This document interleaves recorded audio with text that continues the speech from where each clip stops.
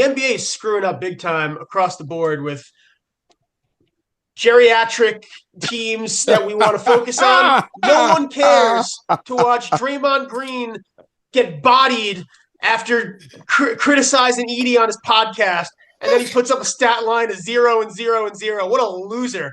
Draymond Green. Oh, that was the highlight of the freaking week.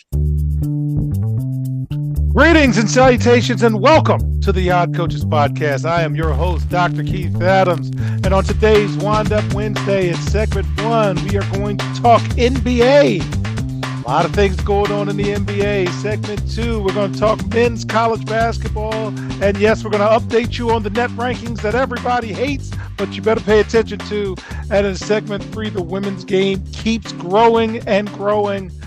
First, let's jump into our rankings. Eastern Conference, we've got Cleveland as 1, Boston 2, Magic 3, Knicks 4, Heat 5, Bucks 6. And congratulations to the Milwaukee Bucks for winning the NBA Cup.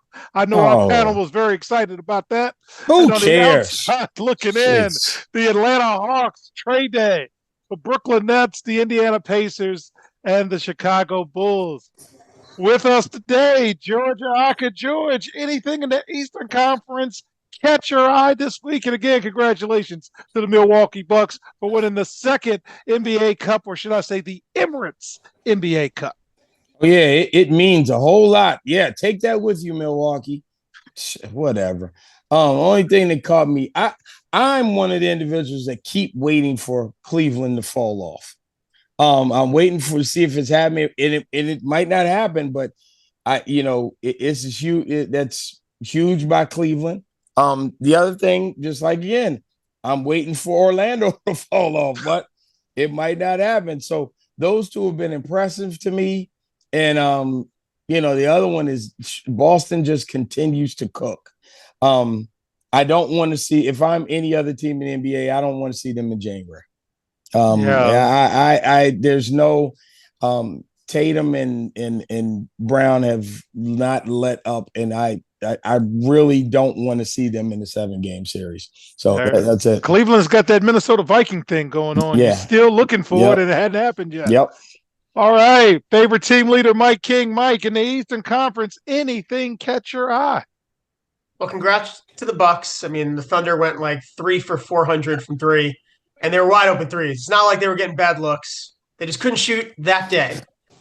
Thunder's still way better than the Bucks. But the Bucks, they earned it. They put the banner up, stupid banner that LeBron hung up in Los Angeles with the most storied team in the freaking league, and they have a banner for an NBA Cup. Anyway, the only thing that caught my eye is the Magic are freaking good. They're good. They're good. They're the third best defensive team in the league. They're missing 2 of their stars. It's one thing to miss like your second or third, like the Thunder have been winning without Chet. And Chet's maybe there's some people say their second best player. Jalen Williams we'll get to that. But it's hard to do that. Magic missing their top 2 guys. Suggs gets hurt in the Thunder games. They're missing their top 3 guys. It was still a game. Mm-hmm. The Magic are legitimately a problem. So kudos to them for building. Again, Paolo's a 1 pick, but a lot of those guys are like in that 4 to 10 range in the draft, which in the NBA draft is not easy to hit. Like usually the 1, the 2, but then it gets bad quick. The Magic hit on a lot of these picks, and they play a strong defensive game. They're going to be a fun team to watch for a decade. So that's my team too. I don't think anyone's going to want to play them in the playoffs if they're healthy. Nobody, even Boston. That's not. You don't want to play them. You'll probably win, but you don't want to play them. The Magic got. I mean, they have all these fillers, and I call them fillers because they're filling in right now for. But usually it takes like 3 fillers to fill the role of one of your all-stars. But these dudes filling it up every night. So what George is talking about is secondary is becoming primary, and then when primary comes back, your secondary players had meaningful minutes. And that makes it very challenging in the postseason. I said fillers. Okay, yes. I said fillers. Thanks for the expert explanation there. Okay. All right, the Western Conference. OKC is still 1. Memphis is 2. John Moran is a little angry. It looks like Houston's 3. That guy can coach. 4 is Dallas, 5 Golden State, 6 Denver. On the outside looking in, Minnesota. How's that trade working out for you? Phoenix, Clippers, and the Lakers are on the outside looking in. Mike, you're my Western Conference guy. What caught your eye this week in the Western Conference? Well, I mean, OKC came off of the NBA Cup, had to travel to Florida, and then they played a back-to-back with Orlando and Miami, and they won both those games. And schedule loss, like everyone, you looked at the schedule before and said, okay, it's an NBA schedule loss, you take it.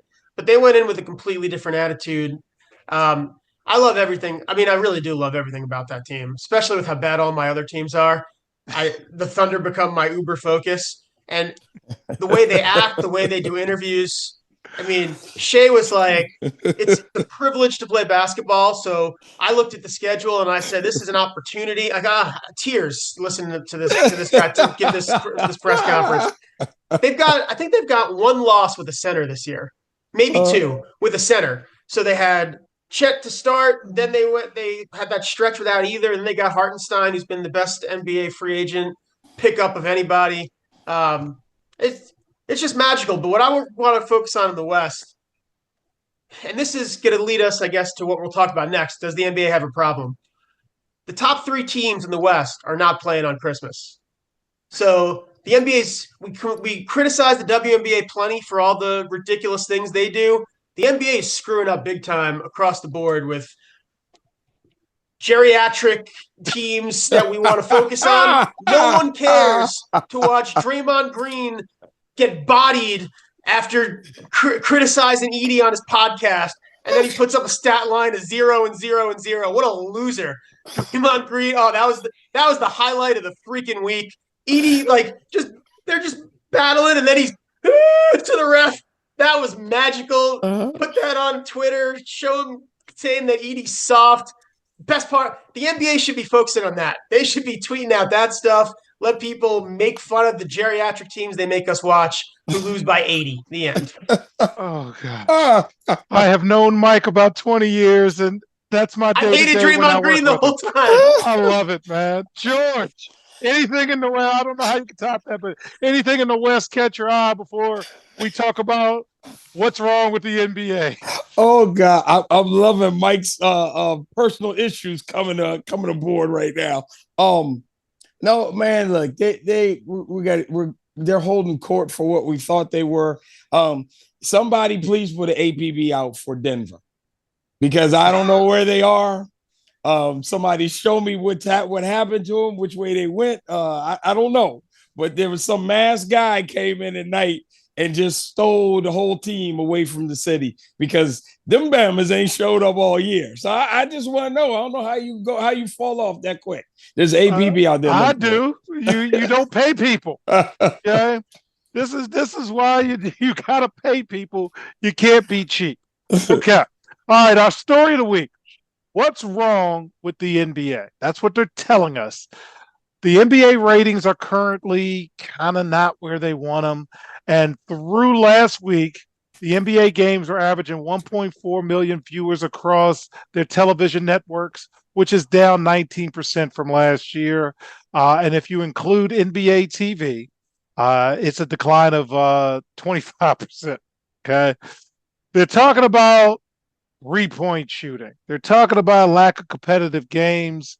They're talking about a whole lot of stuff. Mike, I'm going to start with you. Does the NBA have a problem, or is this much to do about nothing? What say you?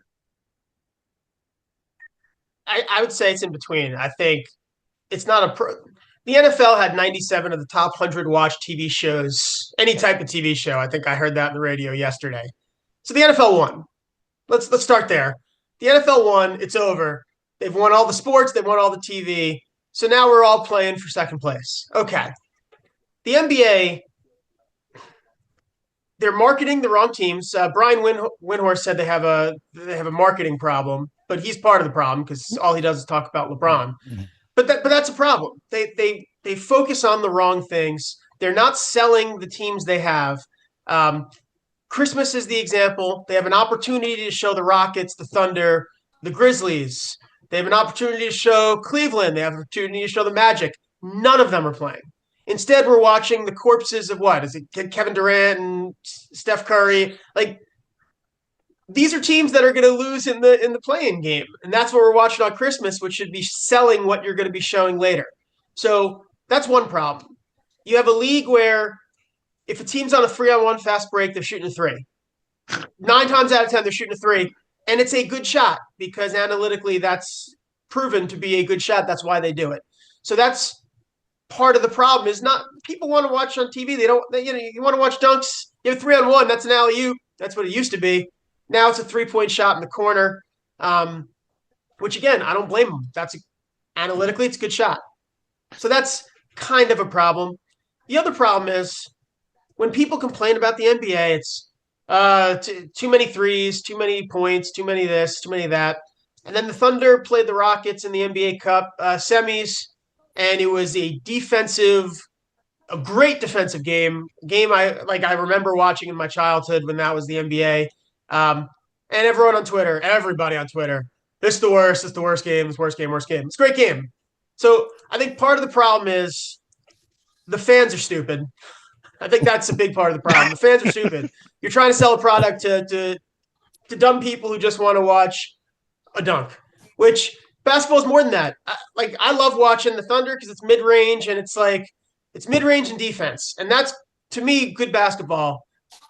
But when you go on Twitter, people are pissed watching good basketball. So the NBA has a problem in that people are dumb and they're trying to sell to dumb people.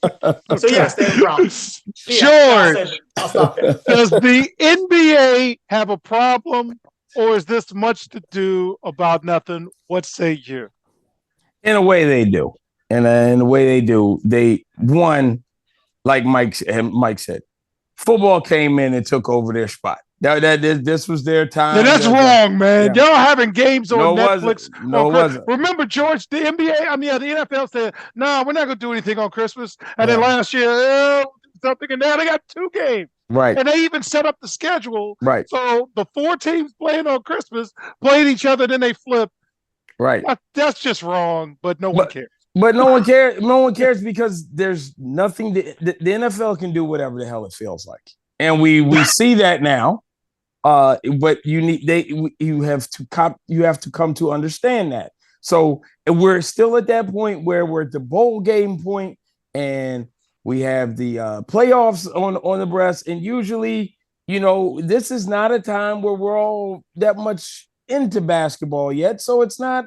The NFL has just ramped it up to make sure you really don't care about basketball right now. Mm-hmm. So that's number one. Number two, I'm all in agreement with Mike with this. I don't want to see the Lakers on Christmas Day.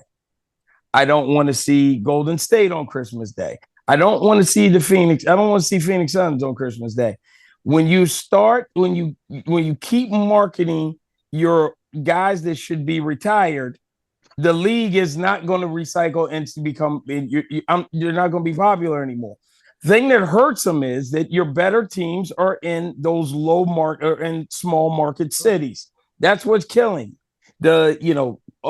Oklahoma City. Half the country doesn't even know where the hell Oklahoma City is. They're trying to figure it out. They think it's just the state and then that's it. Who goes to Orlando besides Mickey Mouse? Nobody cares. And Cleveland, please. Nobody even cared about Cleveland until LeBron put it on the map. So it's not. There's nothing there conducive in the cities that they have a big market, and those cities aren't marketing their teams at this point in time to do a great job. ESPN sure as hell doesn't have because they're not putting them on TV. So that's killing. The strategy is killing, and it has to move because the NBA is going to continue to lose viewers until they put these young guys up front. I mean, I've seen for Vancaro, I think I've seen maybe one commercial. I see 50 LeBron commercials, and LeBron should be A, in the geriatric home, or B, he needs to be off right now. I know he's off. He's taking off right now because he was about to get popped for PEDs. So they had to put him on. He had to take a hiatus. The opinions expressed do not necessarily reflect the CKSA project or management. So I don't, so they need to come up with a better strategy. They're actually, all jokes aside, they're actually facing the same kind of issues that the WNBA has. How to market our players right now? Because the WNBA, I mean, they have two players that they putting all the marketing in, and this is kind of like what the NBA did, because we threw all our marketing into LeBron and KD, and now they've gotten old, and they didn't do the same thing with the next generation. So we'll see what happens. All right, and joining us today, very special guest. He's a day oneer for me. That's Adam's terminology. Head coach at Montgomery College in Maryland, the Raptors. Jamal Wise has joined us. Jamal, question of the week: there a problem with the NBA, or is it much to do about nothing? What say you? And thank you for joining us. Well, I like a lot of. Can you all hear me pretty clearly? We're good, George. Perfect. I like what George said, and I do agree with a lot of what he said. I think there's no reason why I shouldn't be seeing Victor Wembanyama more. There's no reason why I shouldn't be seeing some of these dogs that's down in Houston more. There's a lot of things going on. And then on top of that, no one wants to see this stand around and watch one person drive and kick and make bailout passes and then say you have a high basketball IQ.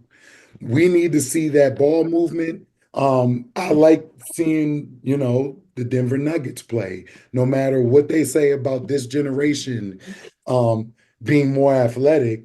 Most of the MVPs that are winning can't jump over a newspaper. So at the end of the day, what are we really talking about? We need to get back to not just being a league of you shoot threes or you get dunks. I want to see basketball played. I think it's been watered down. I think that they need to do a better job with, bringing in talent and also marketing that talent so the general public will know who these dudes are. Like, there's no reason with Cleveland having setting records for starting off a season that they're only on national TV twice. No, people should know who Donovan Mitchell and Evan Mobley, Jared Allen, and Darius Garland is. Not just LeBron, KD, and Steph Curry. And I'm saying this right now on record. This generation is as much Steph Curry's generation than LeBron's generation. You know what I'm saying? And at the end of the day, we need to stop putting so much emphasis on these Lakers. As me being a lifetime Laker fan, because I grew up loving Magic and Kobe is my favorite player of all time. And I'm a lifetime Laker fan, and it's like, I'm tired of seeing them. You know what I'm saying? I don't want to see them. Let's see some other teams. And I think what football has done, college football playoffs are awesome. They should have been done this.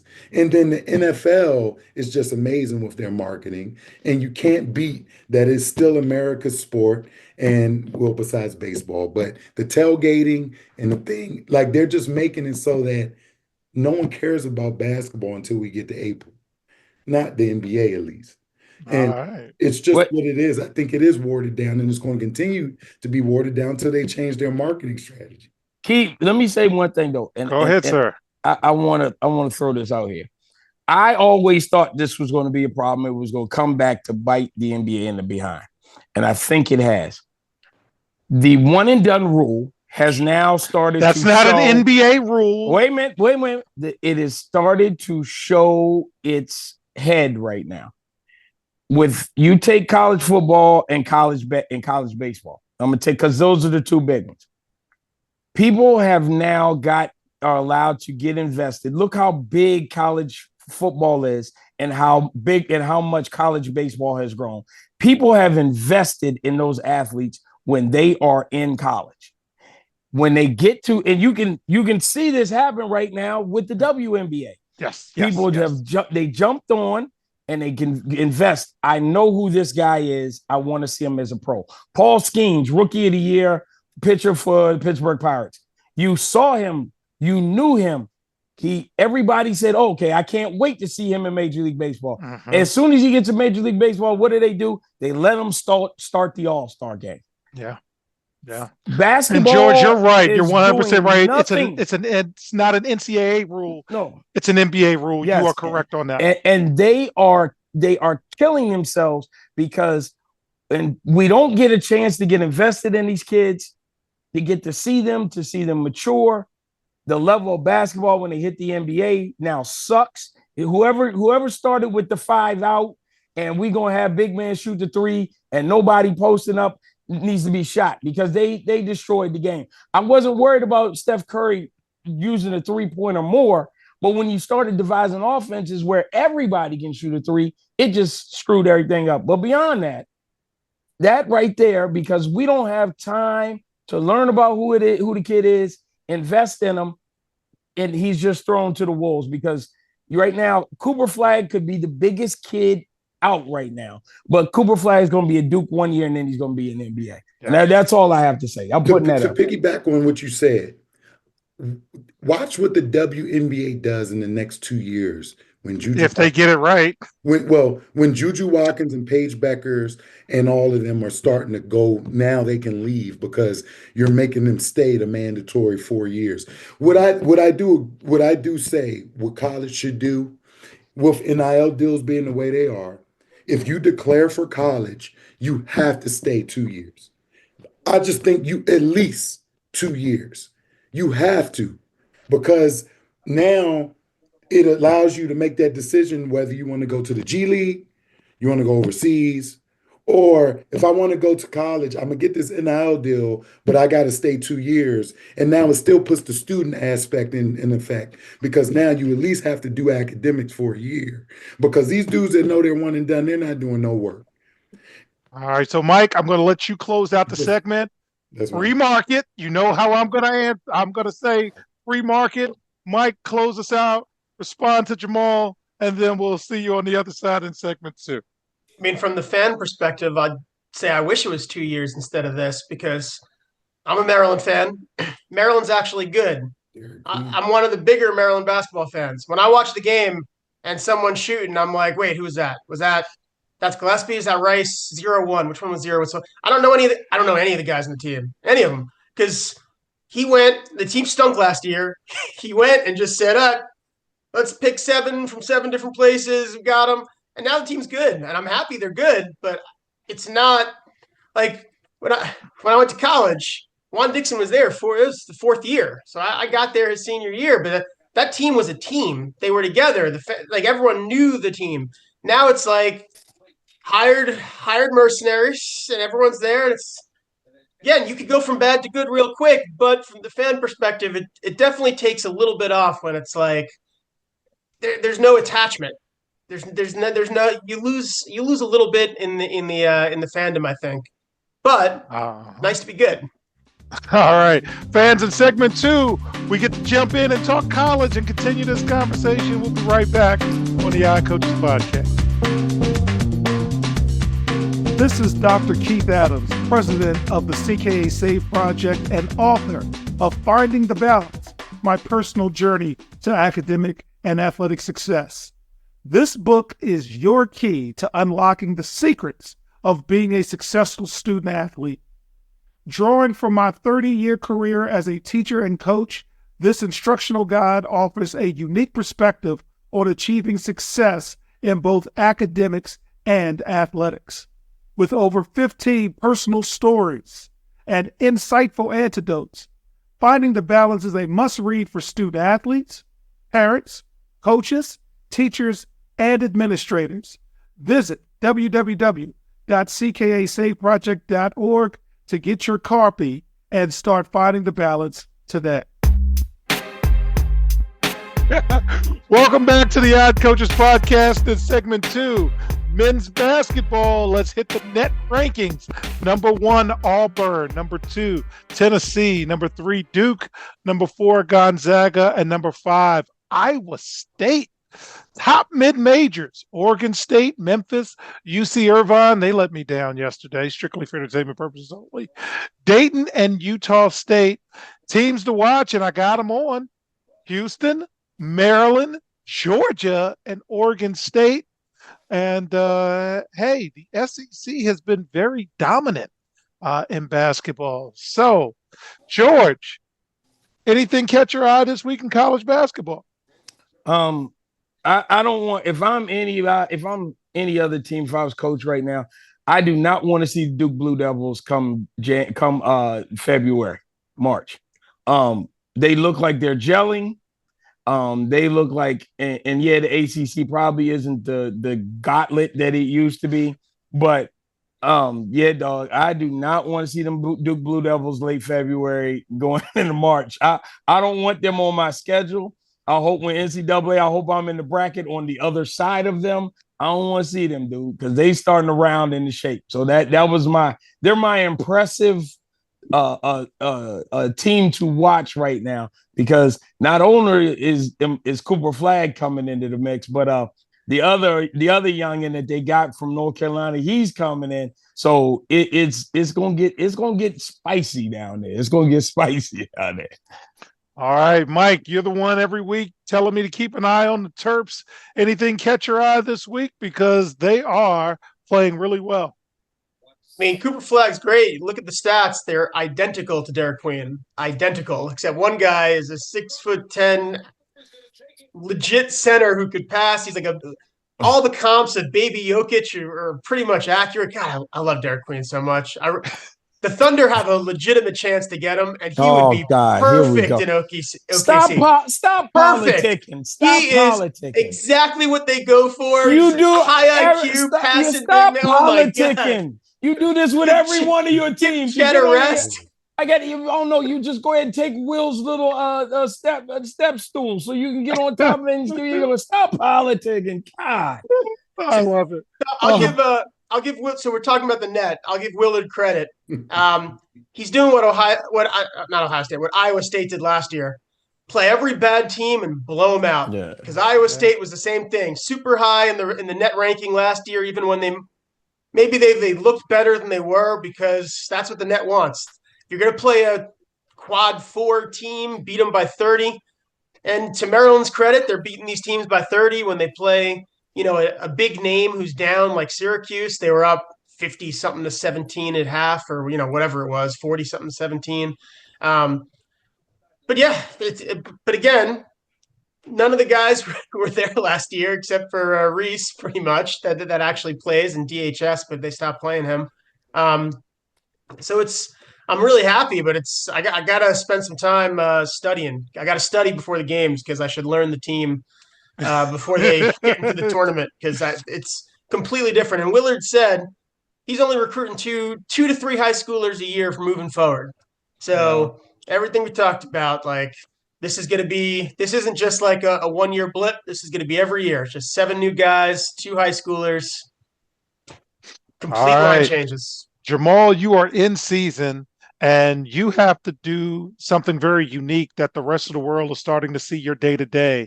Not only do you have to recruit high schoolers in, but once they're into you got to place them in the 4-year schools. So I know you're keeping track of a lot of different teams. Anything catch your eye in men's basketball this week? I love what's happening around the country. I think that, again, I agree, Duke is going to be a problem. I think, I like Alabama. They got my man from North Dakota or wherever he's from. I think he be cooking. I've seen, I saw Oklahoma play Jeremiah Fears against Michigan. I like that our 3 big-time colleges in the area are playing well. GW's 10-2. Georgetown's 9-2. Maryland is hooping. It looks good. It's been a while since I've seen Maryland, Georgetown, and GW all be good. Long time since we've seen Georgetown even matter. But right. But I knew Coach Cooley was going to come in and get it figured out. He did it at Providence, and he's just a great guy. I've taken my JUCO team, Montgomery College, down to talk with him. We've been to 2 of their practices in the last 2 years. I've been around Coach Cooley a few times, and he's given us some great advice. So great dude. But I'm just happy to see the local teams are starting to ball out too. And Auburn, you got to watch out for. Broome is a beast, but it's going to be a lot of parity, and it's going to be a hard NCAA tournament as usual Yep. to pick. And I don't know who's the top team. I can't give you. It's 10 teams that can compete, maybe even more for a national championship. Mhm. And it's Yeah. going to be an interesting season. But Duke is telling you, as that Cooper Flag and the other dude, and is it Colette? He got a long name. Yeah. The kid that can shoot. The kid that can Shoot. shoot. Yeah. But you're right. It's just interesting to see the parity, and the mid majors can knock off these major teams too. So it's just like it's going to be an interesting college basketball season. All right. So now our story of the week, and this is the reason why we have Jamal here, and I'm glad he made some time for us. Jamal coaches again at Montgomery College in Maryland, and it's a junior college. And this past week, a federal judge granted an injunction giving Vanderbilt football player Diego Pavia an extra year of eligibility that he sought. And he is most definitely going to play. They issued a 25-page decision, but at the end of the day, the issue was simple. Diego Pavia exhausted his eligibility after playing 2 years of junior college and 3 years of Division One. He challenged the NCAA's policy that counts a junior college year on a player eligibility clock. It's looking like the NCJAA, which is the Junior College Federation, what have MJCAA. you, yeah, MJCAA, you get 2 years for them, and it looks like you will more likely than not get 4 years of NCAA eligibility, but it's a preliminary injunction. And what that means is Diego Pavia thinks something has been wrong, and he is seeking monetary damages and compensation. And because of the time frame between his ability to play in the bowl game and next year, it's not going to be long enough for them to go through a full legal process. The judge says more likely than not, if this goes all the way to the end, you would win. So we're going to say you can play right now. So the big questions that everybody is asking, and I'm going to let Jamal reply first, is do all former junior college players now have their eligibility extended? And the NCAA did not provide clarity on that.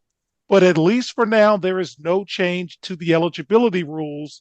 The order only applies to Diego Pavia for now. And now we're also asking, can all junior college guys come back? Well, they've got a good argument, but that is unclear. However, the NCAA keeps losing in court. So, Jamal, this affects you more than anybody. When this came across your desk, what did you think? And now that you've had a chance to go through it for about a week, what do you think now? I mean, my first thought is that JUCO is about to be the next best league besides Division One basketball, and that if I get that, I'm going to start getting emails from the third point guard at Wake Forest to come to Montgomery College. Like, because at the end of the day, here's what it's going to do. It's the trickle down effect for this judgment is going to be so catastrophic for a couple different organizations. Prep schools are going to might as well not even have prep schools. There's no reason for you to recruit a high school kid if they're not top 50, maybe even top 100 if we want to stretch it. Because you can send a kid to a JUCO, play 2 years. If they're good enough, play 1 year if they're a qualifier and pull them. Or play 2 years and you don't lose no eligibility at a D1. Like that sounds unbelievable that that's even being talked about. But it is going to cause a major trickle down effect because a D1 will never recruit a high school kid if he's not a McDonald's All American. I feel you can go to a JUCO or you can go to a transfer portal. And you can go to a JUCO because that person is essentially coming in as a freshman and has played college basketball. So it's the ruling. I talked to my AD, and of course, it is strictly to Diego Pavia. But we know how things work. When it happens for one, well, how come it can't happen for me? And you're going to start seeing some more lawsuits. And they might just come to an agreement and say, you know what, we're going to make the NJCAA and the NCAA a separate entity. And so what you do in the NJCAA has no effect on the NCAA. And now you can go 2 years to a JUCO and play 4 years at a NCAA D1. And I think it's on the horizon of becoming a stamped situation. But I repeat, it is not stamped yet. It is strictly to Diego Pavia. It is directly to that situation. But we know how this world works. So Oh, you had a very good it's social TBD. studies teacher, sir.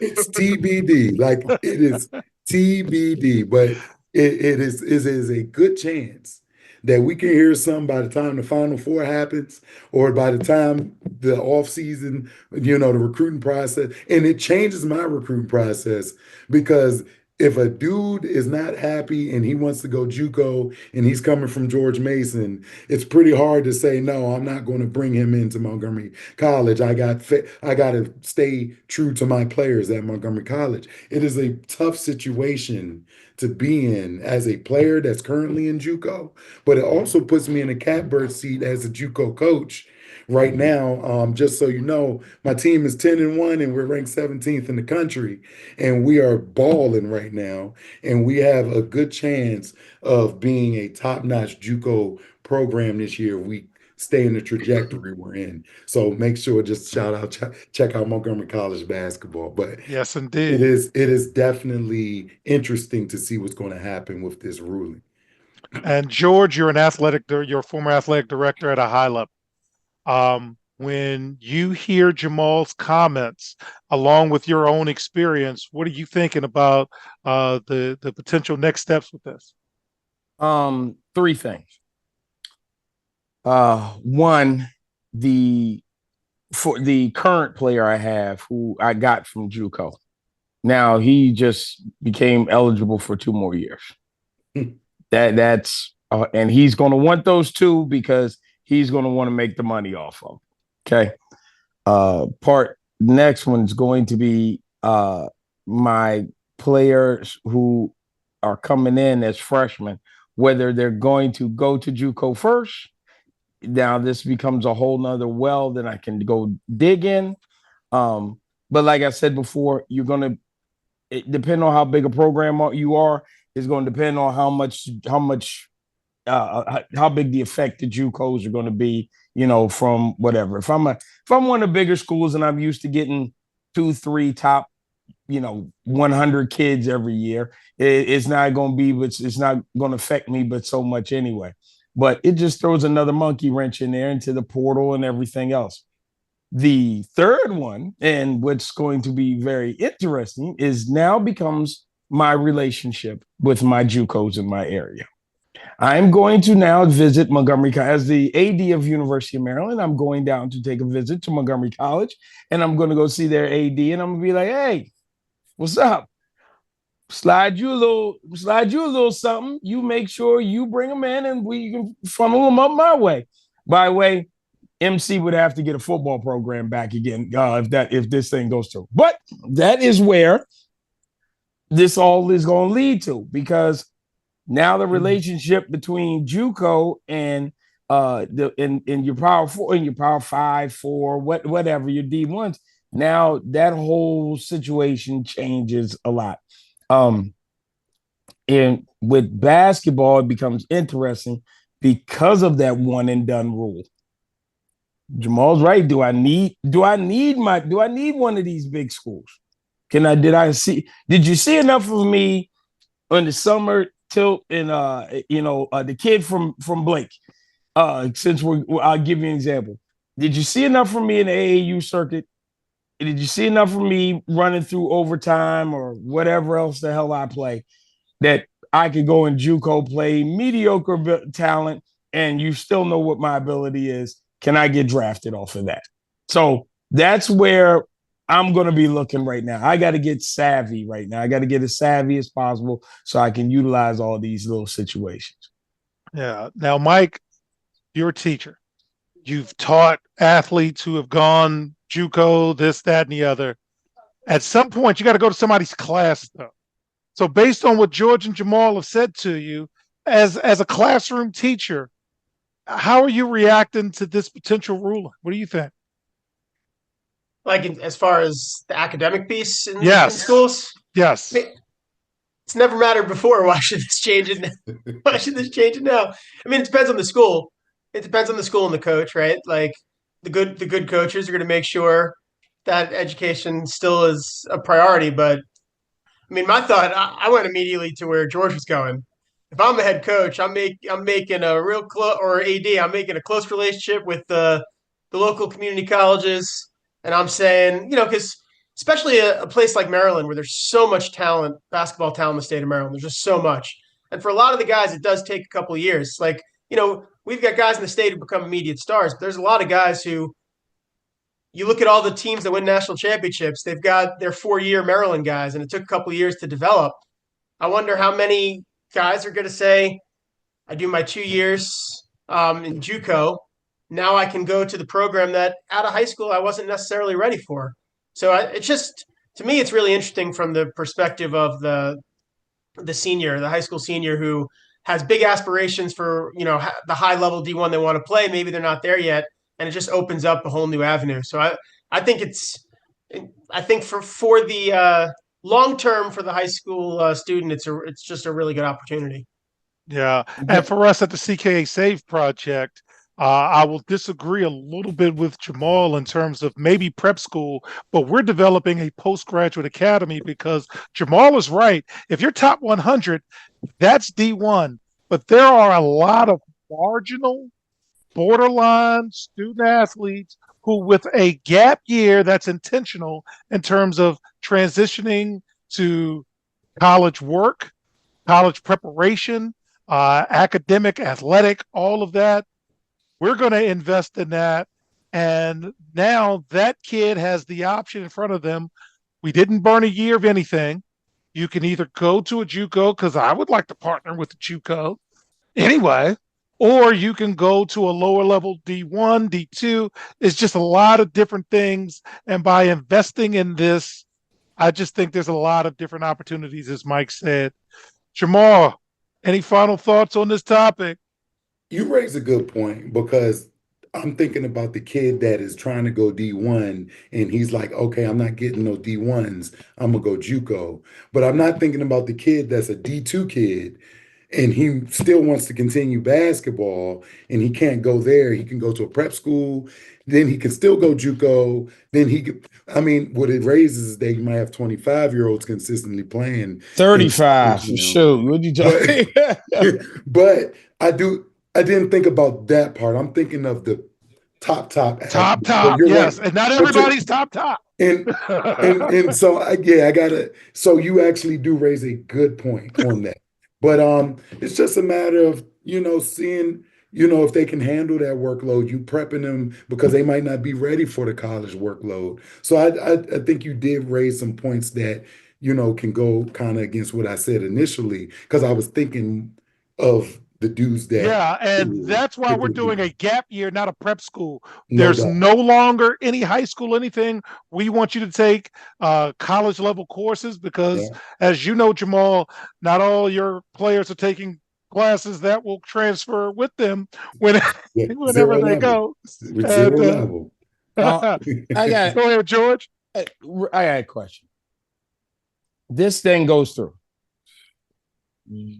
And I am, say I'm top 100, whatever, maybe even in the lower tier.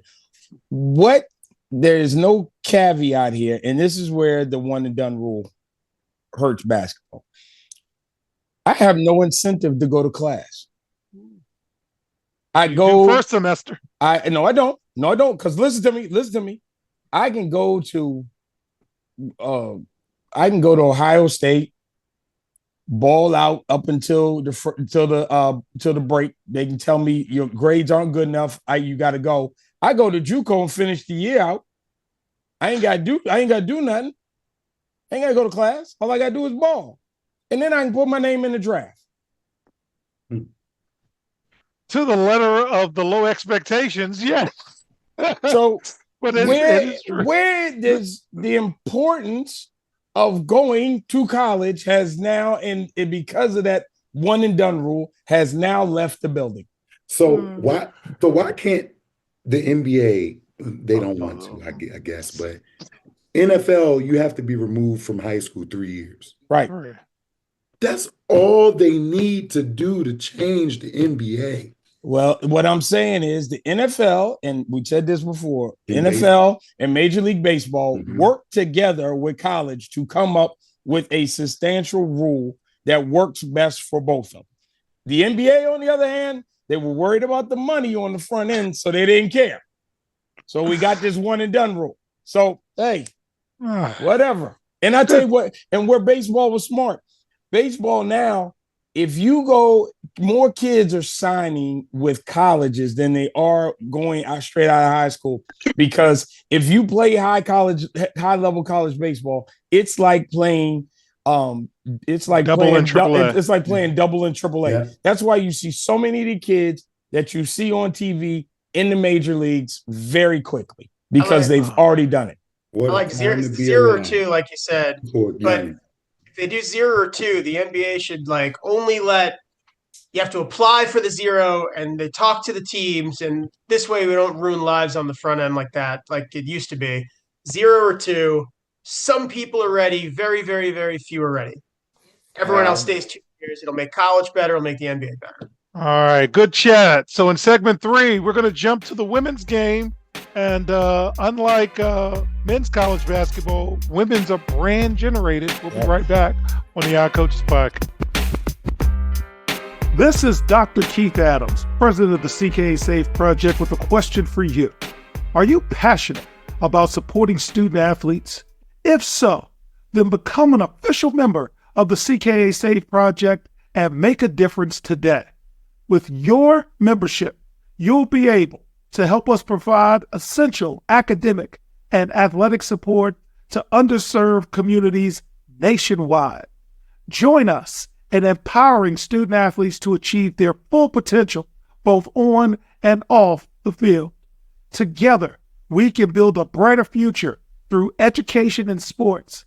Visit ckasafeproject.org and choose your membership level now. $25 is a bronze level membership, $50 is a silver level membership, and $100 is a gold level membership. Be a part of the change. Become a member of the CKA Safe Project today.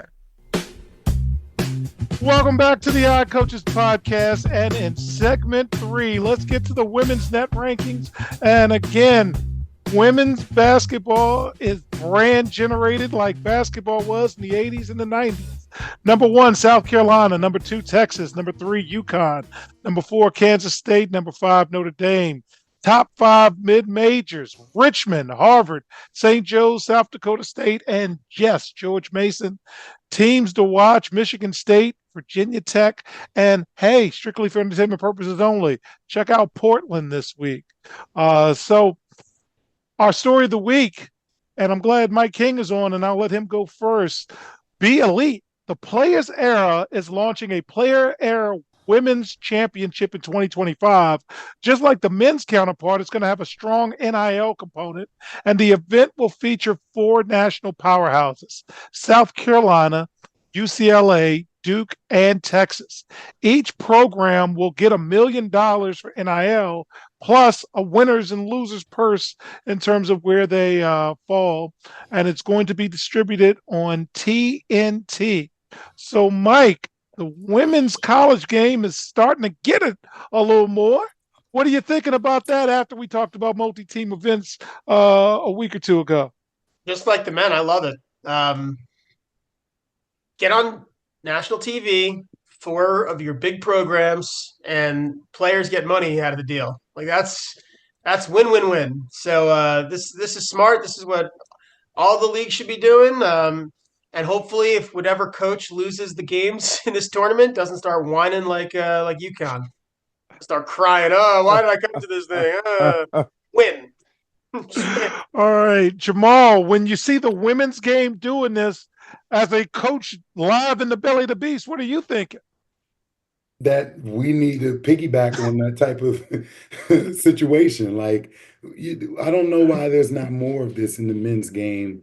I just think that, people need to come around and join forces and get the brand to be, accented as much as possible. Like it can grow so much if they just take what the women are doing. Like I just don't understand why that wouldn't be the format of how you would structure things throughout the season with the men's side. So And George, you're my AD. This came across your desk. Do you want to go to Maui and fly out to Hawaii, play 3 games, get your hotel, get all of that? Or let's go to Vegas. You're giving me $1 million off the top, and we get a winners and losers purse. What are you thinking as an AD, sir? As an AD, I'm gonna go to Vegas anyway because that flight's gonna be cheaper. But we gonna make more money down there. But can I start off by applauding the women in their game?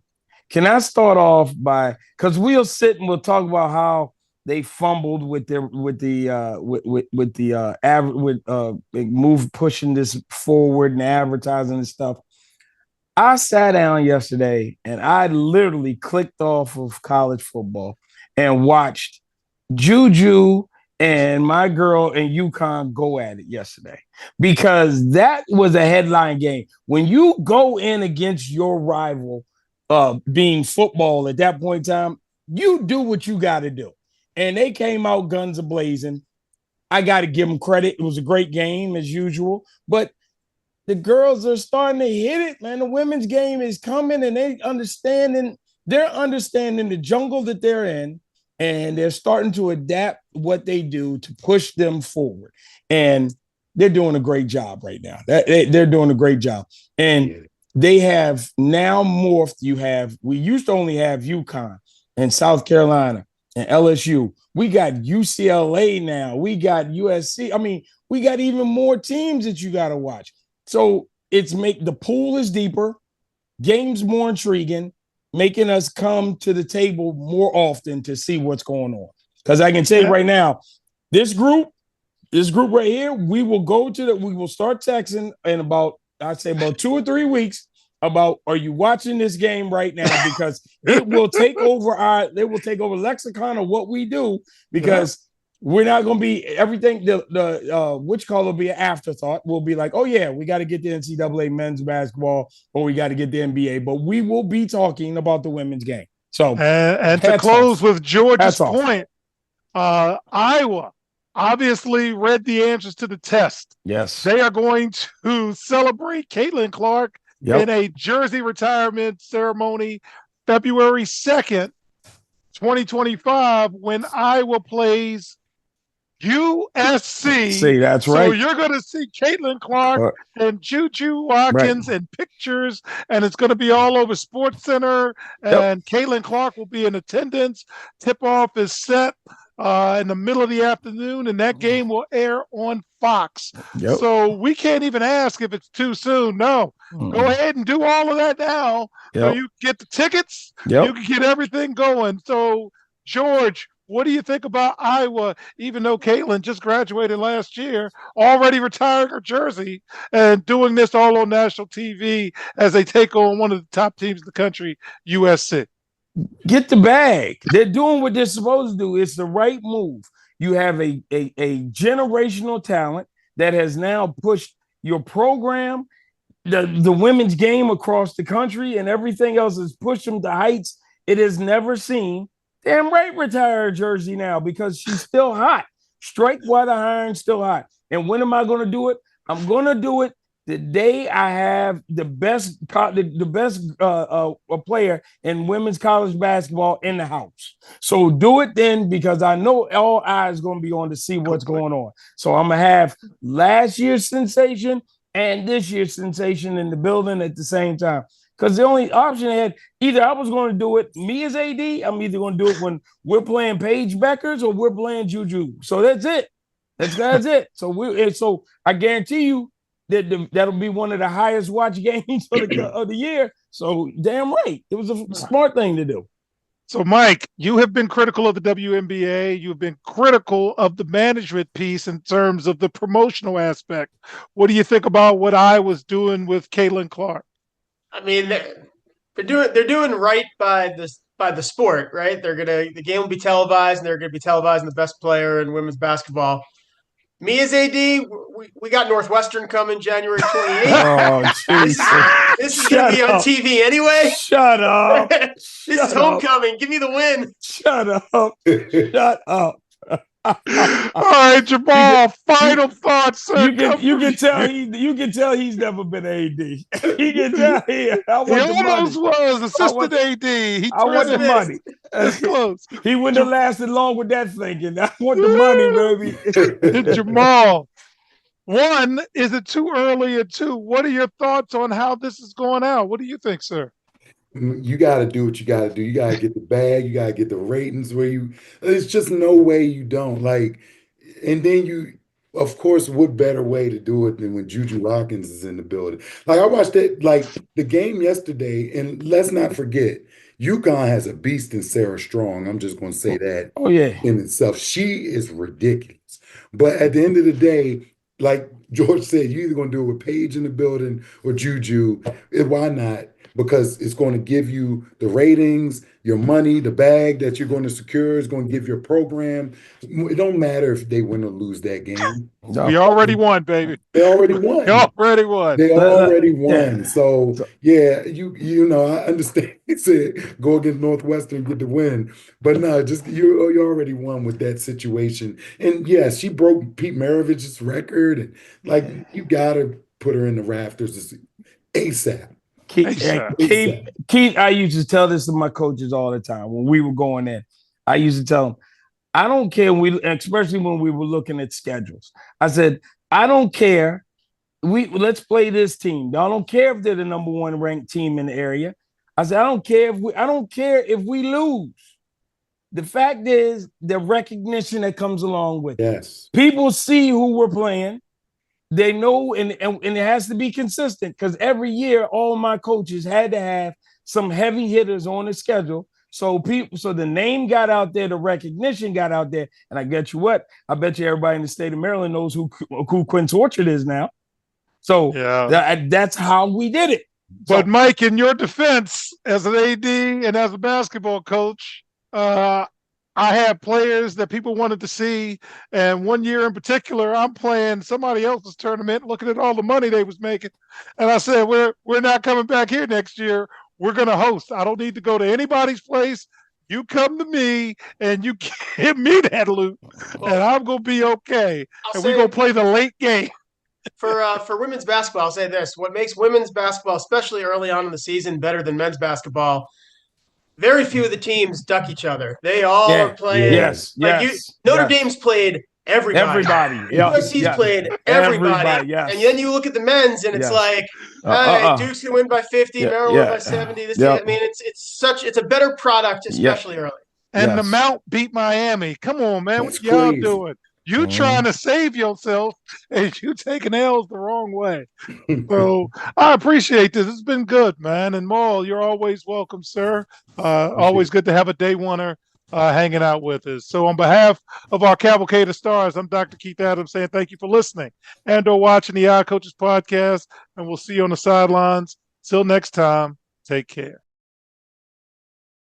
The Odd Coaches podcast is sponsored by the CKA Save Project. The CKA Save Project is an industry leader in providing student-athlete academic and athletic support. From assessing student-athletes' academic and athletic skills, to measuring and monitoring student-athlete academic progress, to improving student-athlete time management and organizational skills, the CKA Save Project provides wraparound services for student-athletes from middle school through college. For more information, visit us on the web at www.ckasaveproject.org. or schedule a free consultation with Dr. Keith Adams by emailing cka@ckasaveproject.org. We hope you enjoyed today's show. The Odd Coaches podcast drops new episodes every Tuesday through Friday on most weeks. Make sure you subscribe to the Odd Coaches podcast on Apple Music, iHeartRadio, Podbean, Spotify, and YouTube. Follow the Odd Coaches podcast on Twitter and Instagram @OddCoaches. Follow Dr. Adams on Twitter and Instagram at CKA Save Project. In addition, follow Coach Mike Francis on Twitter and Instagram at Coach Franchise, spelled Coach Franchize. For more information about the CKA Save Project, please visit them on the web at www.ckasaveproject.org. See you next time on the Odd Coaches Podcast.